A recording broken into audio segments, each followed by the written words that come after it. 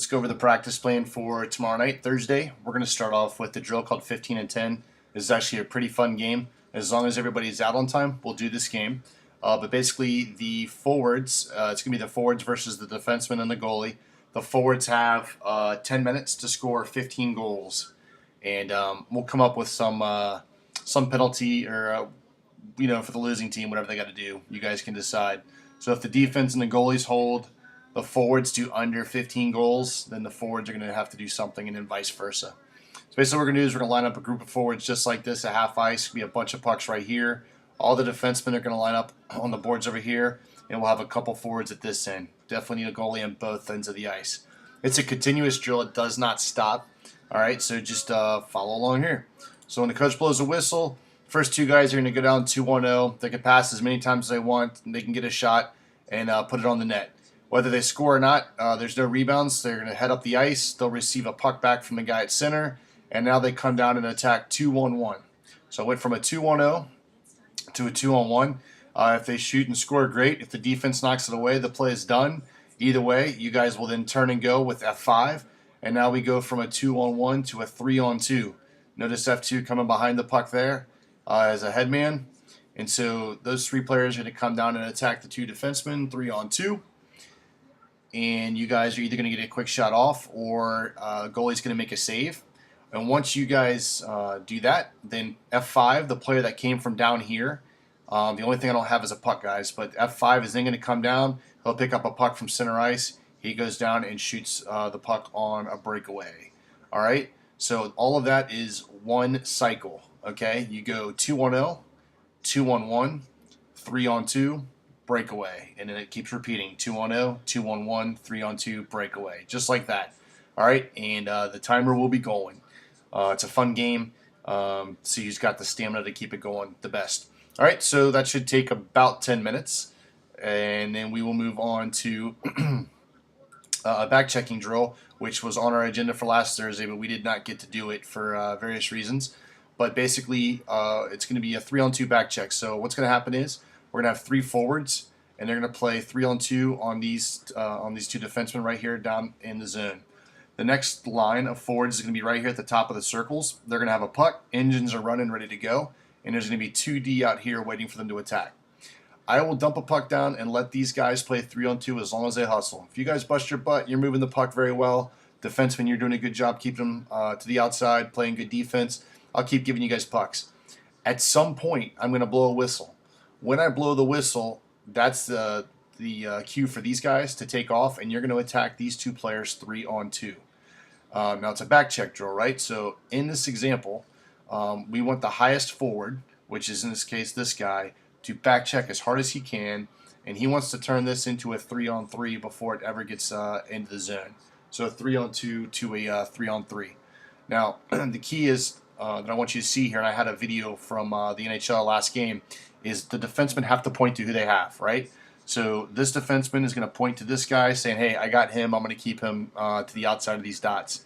This defenseman has to play this 2-on-1 until the back checker comes, right? So he's going to do his best to keep these guys from making a pass. But at some point, he's got to point to who he has too. That way the back checker coming back says, hey, you know what? This guy's taken care of. This D is pointing to this guy. That means I'm going to pick him up. So you'll come and grab this guy, and hopefully you're 3-on-3. You guys can play 3-on-3 down here as long as you hustle, win the battles to loose pucks, and don't go below 100%. I'll let it keep going as well. All right, so that's the 3-on-2 back check drill. We've done this once before. We got our full team here tonight. I want to review it again. It's something that we'll definitely need to review often, and you're going to see that these drills build off of each other as far as speed behind the puck goes. I've watched the first 7 minutes of the Easton AA game, and you're going to see some examples in there where we could have some more speed behind the puck, and I think you'll make other teams' heads spin if you guys get that down. But here's what's going to happen is a player's going to take off without a puck. It's going to be a timing drill. X1's going to step out with a puck, and I want player number 4 to swing, and this is wrong. Player X4 needs to go behind the puck, swing with speed. X1's going to headman the puck to him because he's got the speed. All right, then he'll go down and take a shot on the goalie. X1's going to swing around. You'll see X5 time it just right. He's going to step out. X5 will step out. X1's going to pass him behind. Excuse my drawing, boys. Sometimes it's hard to get the lines exactly where you want them. And then X1 X5 is going to headman the puck to X1. So that's the way the drill is going to roll. The big key thing is you're going to come behind the puck carrier. All right, your back support behind the puck carrier. Okay. Once we've got that down, we'll just go through it 4 or 5 minutes. I'll watch you guys as far as your timing goes. And please, just keep your feet crossed. It's an overspeed drill, right? That's what's going to make you pass the puck carrier. Then we're going to move on to a drill like this called Michigan Tech 2-on-1. And this is definitely a drill that you're going to want to see. You can add that underspeed in the neutral zone, and you guys can headman the puck pretty quickly. Both sides go at the exact same time, okay? So there's going to be a lot of traffic coming in the neutral zone. I'm only drawing this one side, though, for the animation purposes because it takes me a while, all right? But it's going to look something like this. The defenseman's going to take off and follow this pattern around the defensive zone. Notice the red forward and the black forward are timing it, but they're going to cut through, and the defenseman's going to pass it to the F forward who's coming down at the far end. Player number 2, the black forward's going to come up, speed behind the puck. He should be a headman. You're going to move that puck ahead. And the only thing missing is because both sides are going at the exact same time, after this defenseman does the same thing, he's going to come around and he's going to play the 2-on-1 that's coming this way.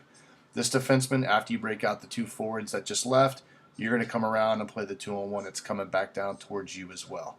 All right, so I'm going to play it one more time for you guys just so you can get a feel. Keep in mind, both these D are doing the exact same thing at the same time.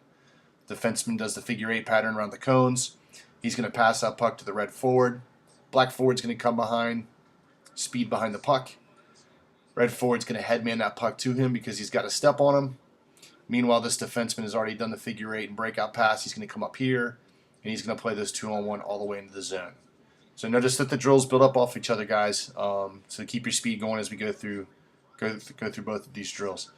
The next thing I want to work on after that, and time's going to fly as it usually does, is work on our power play again. We touched on it last week with cones, but we're going to work 2 sets of lines. We have our full team here. We're going to work all of our lines through it at least once.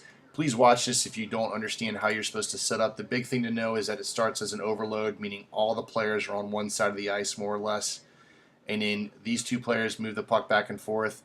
The key for us to switch to the umbrella is when the half boards guy sprints to the net, more than likely pulling his penalty killer with him. Forward in the corner is going to move that puck up to the point, and then you guys are going to transition like that. And again, best thing I told you guys about this power play is the fact that most CBHL teams practice a box in the PK zone.